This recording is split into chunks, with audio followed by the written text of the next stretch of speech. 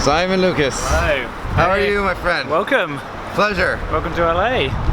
How's it going? Finally, I get to meet this man. Finally. Can't wait. It's been a long time coming.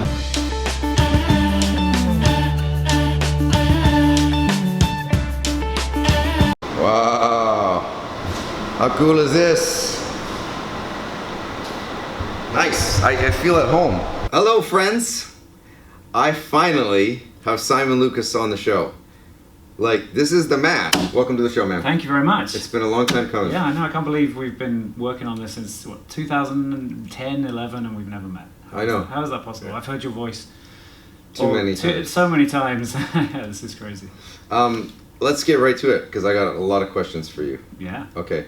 When did you first become a Lego builder? So about my two faces. I've been dying to know this. When I was looking at the Zane design with the two faces, he has a face on the back. Yeah. And I was shocked by that. I was like, what? And I put out a video. And I actually talked to you in a video. I don't even know if you've seen it or not. I haven't seen that one, no. Okay, I say, Simon Lucas, this is the $1 million idea. I give you $1 million idea and you okay, I need to check out the video. It's like, crying out loud. God, that confirms it. He didn't know, guys. Okay, Zane's got a smiley face on. Why doesn't Lego just put an extra face in the packaging? Because when you're playing with him, you see his smile looking at you like that. On the back. On the back. But his that's when his hood goes on, it covers it, so you just see the front. No, the prison breakout. Yeah. You see that smile because he's just got the silver hair.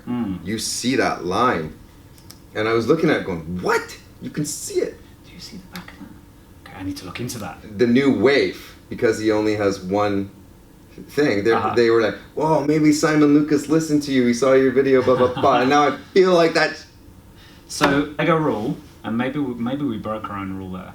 If you have a figure on and the wig or the hood doesn't cover the back, you don't print on the back, because then you have this thing where it says a face on the back. Yes. So something might have gone wrong there. Really? Okay. So that was. I need to check that one. I know the set you mean, but if you see the back, we generally don't want to print on the back because it's a bit weird. It's like he's got eyes in the back of his head.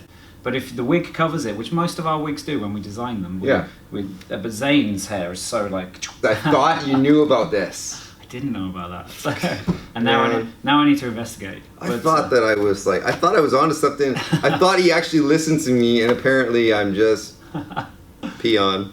When did you first become a Lego builder?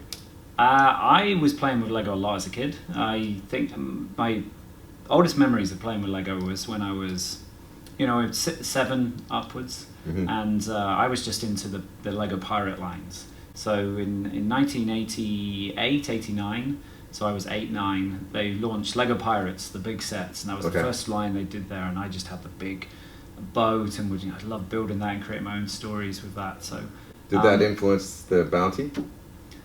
Yeah, it definitely. Actually, I was just talking to someone the other day, and they said it was National Pirate Day or something, and then I picked up the bounty and was like, oh, we've got the modern day pirate ship. Were you the head guy for season 1? No, actually. So Ninjago's had a lot of people working on it, and I can't take credit for the whole thing by no means. There are a lot of cool people who work on Ninjago. It really does take a team effort. 2008, 2009, the concept work started, and people like Tommy Andreasen, Will Thorogood, Phil McCormick, they all worked on that to come up with this concept to say, hey, Ninja, so we want to do something with Ninja, that's cool. Yeah. They tried every different things, that it was a very different concept. It was almost like ninjas meets the future at one point, and then all the ninjas were just wearing one color, but black, because that's what ninjas wear, and then we tried lots of different things, and suddenly it made sense to give them elemental powers, and suddenly the red ninja, it's like kids were like, yeah, that's cool, when we showed them. That's what you do like testers on kids? And still to this day, every single thing that when we design and develop the new concepts, we take them we show kids, we get their feedback, and we work with them to see like, what's making sense here? Is this Ninjago? Does the story make sense? And then we bring on Kevin and Dan, Yeah. Hageman, and we just sort of make that story just go. Like, are you right now designing at all, or are you just overseeing the designers in your new role? Yeah, I oversee the design direction for all the designers. So the hands-on sort of putting the bricks together. I've amazing model designers who work under me for that. I used to do that, but you know, as you sort of take on more responsibility, you know, involved in the TV show and the movie and everything, it's sort of. Yeah. You know, I get less and less hands-on with the brick, which I miss. You got a favorite set? That's a tough one because it's like choosing between the children. Favorite season of set? Favorite wave? Oh, favorite wave. For me, the 2015 wave with the Anaconda and the Ghosts. That was a big year because I'd taken on Ninjago in 2012. So the Snake season was out.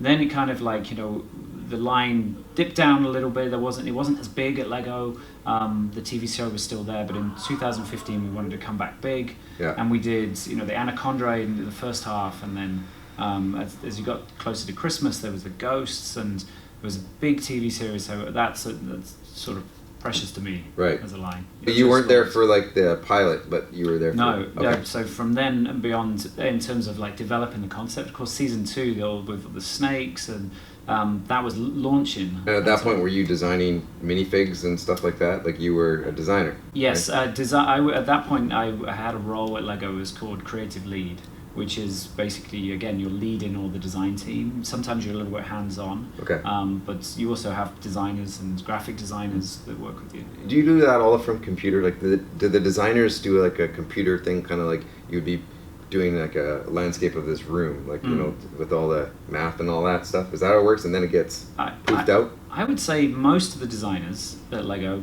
build physically. We have all the bricks, and that's just like, this is the medium, this is what kids are going to get their hands on, so this is what we build with. We do, in order to get it into a box though, it's an incredibly complicated process.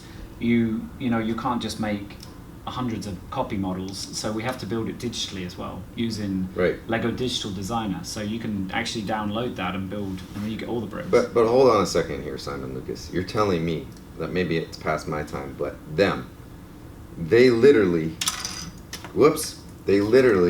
can get a job at Lego, hands-on, putting characters together. That is an actual job, yes.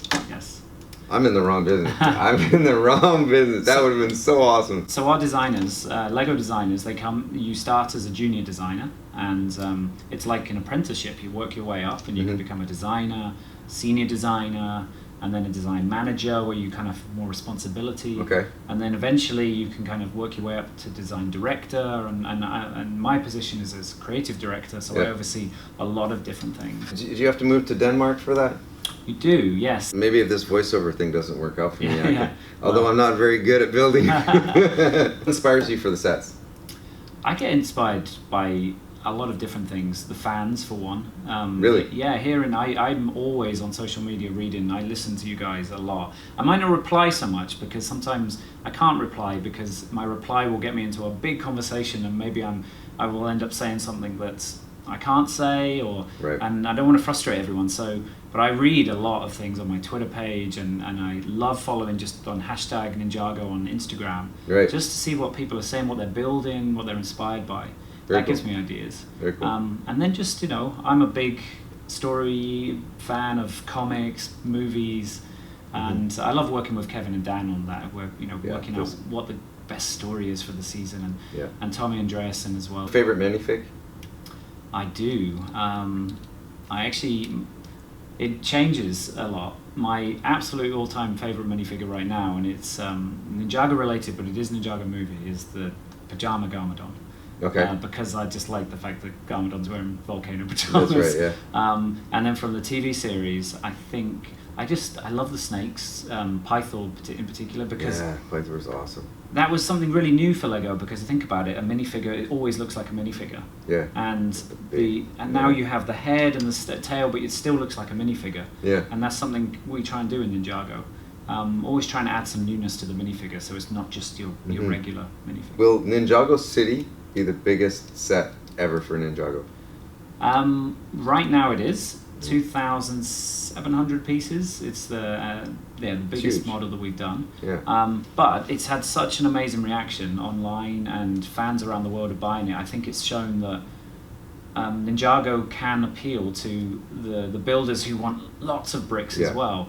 And you know, we had to prove ourselves a little bit there to see that would it get a good reaction. It's just been amazing. So I don't think it will be the last one you'll see. Biggest memory so far of Ninjago?